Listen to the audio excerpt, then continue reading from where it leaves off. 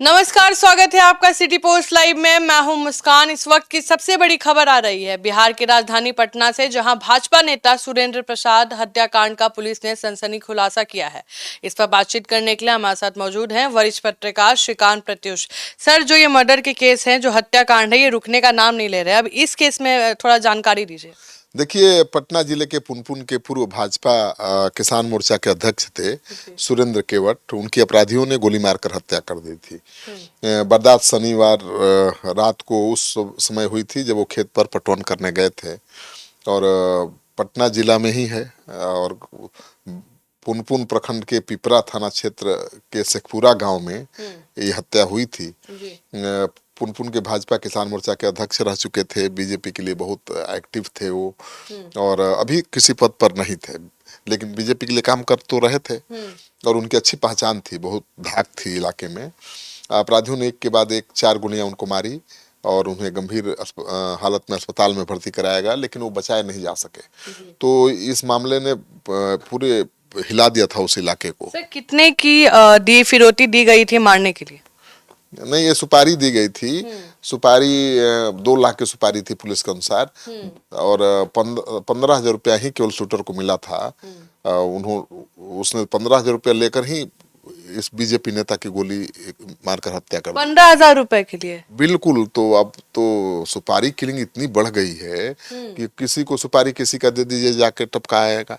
अब 15,000 रुपया ही उसको मिला था। हालांकि तय हुआ था सौदा 2 लाख में, लेकिन जैसे ही 15,000 का पहला किस्त मिला वो निकल गया। अगर हम चंदन मिश्रा हत्याकांड की बात करें सर, तो उसको तो कोई पैसे हाथ में मिले भी नहीं थे, तो वो हत्या करके आ गया था। हाँ, लेकिन उसमें पुलिस कह रही है, पूछताछ के बाद खुलासा हुआ है कि सबको 5-5 लाख रुपए मिलना था और चंदन को 10 लाख रुपए मिलना था। मतलब उसमें बहुत पैसे का खेल था, बड़ा खेल था। शुरू में ये हम लोग डिस्कस कर रहे थे कि 5 लाख की ही सुपारी मिली है, सूत्र ही बता रहे थे, लेकिन अब पता चल रहा है कि सबको 5-5 लाख रुपया मिला था। 5 लाख रुपया मिलने वाला था, कुछ पैसा मिल भी गया था और उस पैसा को अपने ममेरे भाई रिसु के यहाँ उसने रखा भी था। तो इस मामले में भी तो 6 लोग गिरफ्तार हो चुके हैं और 2 लोग कहाँ हैं, पुलिस उनकी तलाश कर रही है, क्योंकि शूट आउट में जो 3 शूटर शामिल थे वो आरा में पुलिस इनकाउंटर के बाद पकड़े गए और तौसीफ उर्फ बादशाह पहले ही पकड़ा जा चुका था, लेकिन 2 अभी भी गायब हैं। तो उनकी तलाश जारी है। पुलिस रिमांड पर लेकर पूछताछ कर रही है जो पकड़े गए लोग हैं उनसे। सर, इस पे तो बात में आएंगे सर, लेकिन जो अभी हत्या हो रही है, जो भाजपा ही नहीं, अगर कोई भी नेता की हत्या हो रही है तो आम जनता तो और खौफ में रहेगी, क्योंकि उसके पास तो कोई सिक्योरिटी नहीं है, कुछ पता नहीं है कब कैसे क्या हो जाए। देखिए, जब कोई हत्या करने की ठान लगा तो सुरक्षा धरी की धरी रह जाएगी। बड़े बड़े नेताओं को कितनी बड़ी सुरक्षा होती है, फिर भी उनकी हत्या हो जाती है। तो कोई ठान लगा कि किसी को मारना ही है तो रोकना मुश्किल है। पुलिस के लिए चुनौती ये है कि अब सुपारी किलिंग बढ़ रही है, मतलब पैसा देकर किसी की हत्या कराई जा रही है। ये सुपारी किलिंग करने वाले कौन हैं? ये सब नौजवान हैं। बिल्कुल। तो 18 से 25 साल के बच्चे हैं। क्यों सुपारी किलिंग कर रहे हैं? ये पड़ताल करनी पड़ेगी और ऐसे जो यंगस्टर्स हैं जो सुपारी किलर बन रहे हैं उनकी पहचान करके उन पर अंकुश लगाना पड़ेगा, क्योंकि एक के बाद एक लगातार ताबड़तोड़ हत्याएं हो रही हैं। पटना में देखिए कितनी हत्याएं हो गई। गोपाल खेमका के बाद एक बालू कारोबारी की हत्या हो गई, फिर पारस हॉस्पिटल में हत्या हो गई, फिर पटना में एक महिला को गोली मार दी गई और लगातार गोली मारने की घटनाएं हो रही हैं। तो सुपारी किलिंग की घटनाएं बढ़ गई हैं। ये युवाएं आ कहाँ से रहे हैं सर? ये जो युवा, जो गैंगस्टर जो युवा को जोड़ रहे हैं और इसके लिए कर रहे हैं, ये युवा आ कहाँ से रहे हैं? क्या इन लोग को अट्रैक्ट कर रहा होगा? देखिए, जो एडीजी कुंदन कृष्ण ने कहा था, ठीक है, थोड़ा सा वो फिसल गए थे, लेकिन उनका यही कहना था कि जो बेरोजगार युवा हैं वही सुपारी किलर बन रहे हैं। लेकिन अब सीधे बेरोजगार युवा नहीं कह के उन्होंने कह दिया, किसान से जोड़ दिया, लेकिन वो बेरोजगार युवा ही हैं जिनको रोजगार नहीं, कोई काम नहीं है, तो भटक जाते हैं आसानी से, क्योंकि उनको पैसा चाहिए और उनको लगता है कि ये गोली मार देने से 5 लाख मिल जाएगा तो जाके मार देते हैं। अब देखिए, इसको 2 लाख पर इसने सुपारी ली थी, बीजेपी नेता की हत्या की, और 15,000 ही मिला, जाके टपकाया, तो बाकी पैसा मिलेगा कि नहीं मिलेगा पता नहीं। लेकिन जो ये सुपारी किलर्स हैं, ये बड़ी चुनौती बन रहे हैं शासन प्रशासन और पुलिस के लिए। तो मुझे लगता है कि इनके खिलाफ अभियान चलाना पड़ेगा। जो सुपारी किलर्स हैं इनको सबक सिखाना पड़ेगा, इनमें भय व्याप्त करना पड़ेगा। जब तक ये इनमें भय नहीं आएगा और तब तक ये मानने वाले नहीं है, ऐसे ही अंजाम देते रहेंगे हत्याओं को। इसीलिए तो जो आरा में पुलिस इनकाउंटर हुआ तो उसको लेकर लोग सवाल उठा रहे हैं। आप कमेंट बॉक्स में जाइए देख लीजिए कि ये कैसा इनकाउंटर है, क्यों छोड़ दिया पुलिस ने, इनको तो मार देना चाहिए था। तो जनमानस ये कह रहा है कि भाई जो ये शूटर्स हैं जिनमें कोई संवेदना नहीं है, पैसा के लिए कुछ भी कर सकते हैं, किसी को मार सकते हैं, उनकी किसी से दुश्मनी नहीं है, उनको जो पैसा देगा बता देगा उसको जाके मार आएंगे। ये कितना खतरनाक बात है। अरे आपसी दुश्मनी में रंजिश में कोई किसी की हत्या कर दे तो बात समझ में आती है, भूमि विवाद में हत्या हो जाए तो भी बात समझ में आती है, लेकिन कोई पैसा दे के किसी की हत्या करा दे और कोई पैसा लेकर किसी की हत्या कर दे, ये तो बहुत गंभीर चुनौती है सरकार के लिए, पुलिस के लिए। आपको हम पहले वो बाइट सुनाते हैं। आपको मालूम होगा कि 12 जुलाई को पिपरा थाना अंतर्गत शेखपुरा गांव में एक व्यक्ति जिनका नाम सुरेंद्र प्रसाद था, ये खेत में पटवन कर रहे थे। शाम के करीब 7:30-8 बजे अपराध कर्मियों के द्वारा इनकी गोली मार के हत्या कर दी गई। इस संदर्भ में उनकी पत्नी मुन्नी देवी के द्वारा प्राप्त आवेदन के आधार पर पिपरा थाना कांड संख्या 5325 दर्ज कराया गया था। कांड की गंभीरता को देखते हुए एक विशेष टीम का गठित किया गया था एसडीपीओ मसौरी 2 के नेतृत्व में। इस टीम के द्वारा सूचना संकलन किया गया, तकनीकी अनुसंधान किया गया और भी हर पहलू पे अनुसंधान करते हुए इस कांड का उद्भेदन किया गया। और इसमें जो मुख्य अभियुक्त निकल कर आया जिसने उस व्यक्ति को गोली मारी थी, जिसका नाम रतन कुमार पिता जीतू पासवान, इसे कल गिरफ्तार कर लिया गया। इसने अपने स्वीकृति बयान में स्वीकार भी किया है कि इसने अपराध किया है। इसके निशानदेही पे एक कट्टा और एक जिंदा कारतूस भी बरामद हुआ है और इसके एक कथन अनुसार ही ये हथियार और इसके साथ साथ एक पिस्टल भी घटना में इस्तेमाल हुआ था और भी इसके कुछ सहयोगी थे इस घटना में, जिसके बारे में अभी ये अनुसंधान ये चल रहा है। कुछ और नाम निकल कर आ रहे हैं, उनकी गिरफ्तारी के लिए भी हम रेड छापेमारी कर रहे हैं। और इस घटना का कारण इनके द्वारा बताया गया है कि ग्रामीण स्तर की राजनीति को लेकर यह घटना कारित की गई थी। लोकल बॉडी चुनाव से संबंधित जी, अभी तक तो यह निकल कर आया है कि इलेक्शन पर से तो इन्होंने ऐसा नहीं बोला, हालांकि ये बोला है कि जो ग्रामीण स्तर की जो राजनीति होती है उसी को लेकर उत्पन्न वाद विवाद के कारण ये घटना कारित की गई थी। कुछ मतलब पैसा भी दिया था जी, इसके स्टेटमेंट के अनुसार इसे 2 लाख रुपए की फिरौती ऑफर की गई थी, ये परंतु इसे बहुत कम रुपए अभी एडवांस के रूप में मिले थे, बाकी पैसे इसे मिलते इसके पहले ये पुलिस की गिरफ्त में आ गया। फिरौती किसने दिया था? अभी इस बारे में ये नाम उजागर करना भी उचित नहीं होगा।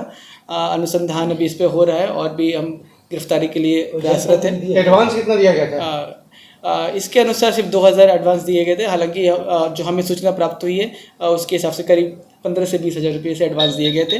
और ये घटना करने के बाद ये वैद्यनाथ धाम वगैरह निकल गया था और इसके वापस आने के साथ ही हम लोगों ने इसे अरेस्ट कर लिया।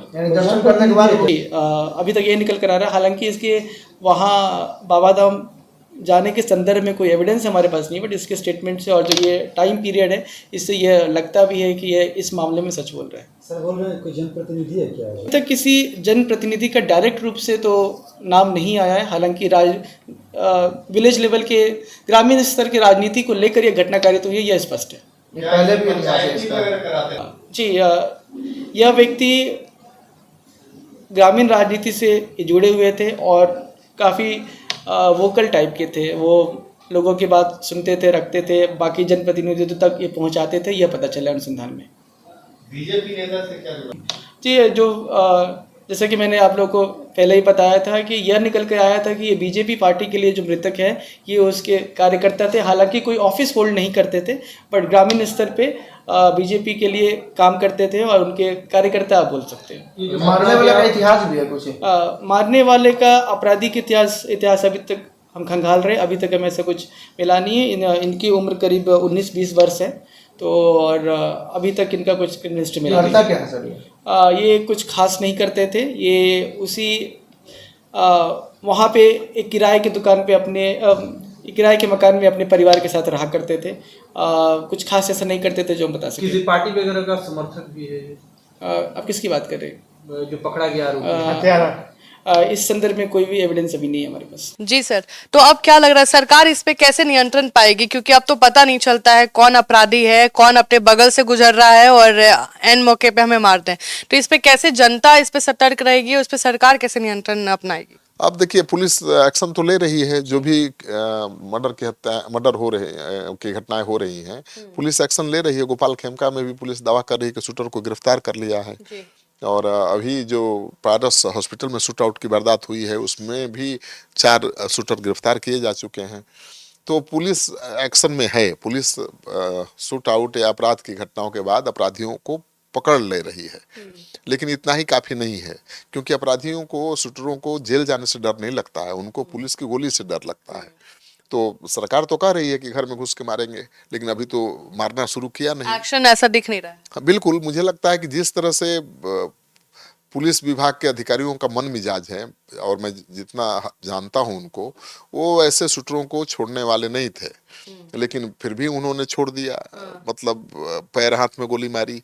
इसका मतलब है कि चुनाव है, चुनाव के पहले सरकार कोई बखेड़ा नहीं चाहती है, कोई बड़ा विवाद नहीं चाहती है, इसलिए पुलिस के हाथ बांध दिए गए हैं। और पुलिस को पूरी छूट हो कि भाई अपराधियों को, हत्यारों को पकड़ के ठोक दो, तो पुलिस को समय लगेगा। पुलिस को पावर जितना खुली छूट दीजिएगा तभी पुलिस काम कर पाएगी। पुलिस को पावर दे के हाथ बांध लीजिए, तो हाथ बांध दीजिएगा तो पुलिस रिवॉल्वर कैसे चलाएगी, गोली कैसे चलाएगी? आनंद मिश्रा जो पूर्व आईपीएस है, उनसे भी मैंने बात किया था कि अब इनकाउंटर्स की मांग हो रही है, इनकाउंटर्स को लेकर बात हो रही है, तो बिहार में नियंत्रण कैसे होगा? तो उन्होंने यही कहा था कि अगर पुलिस वालों के हाथ खोल दें कि ये अपराधी है, तो वो सीधे इनकाउंटर्स करेंगे जिसमें कोई इंटरफेरेंस ना हो। तो क्या जो राजनीतिक इंटरफेरेंस है, इससे कहीं ना कहीं जो अपराधी है उनका मनोबल बढ़ेगा? हमेशा बढ़ता रहा है। अपराधियों को राजनीतिक संरक्षण भी मिलता रहा है। अब देखिए, जो भी हत्याएं हो रही हैं उसका कहीं न कहीं हत्यारों का पॉलिटिकल कनेक्शन निकल जा रहा है। तो मुझे लगता है कि राजनेताओं को तो पुलिस को फ्री हैंड देना ही पड़ेगा। पुलिस को अपने तरीके से छूट देनी पड़ेगी काम करने के लिए।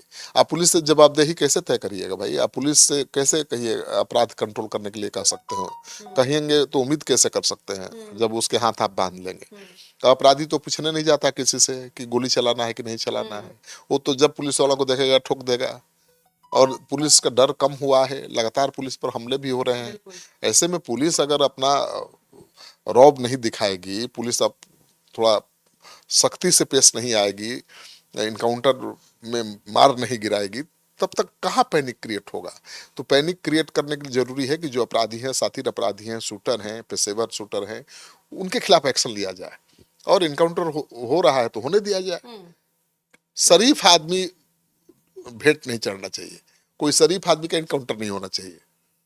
तो इनकाउंटर का पावर देना तो ठीक है, लेकिन वैसे ही अधिकारियों के हाथ में देना चाहिए जो इस पावर का दुरुपयोग ना करें। और मॉनिटर भी होना नहीं तो इसका दुरुपयोग भी हुआ है।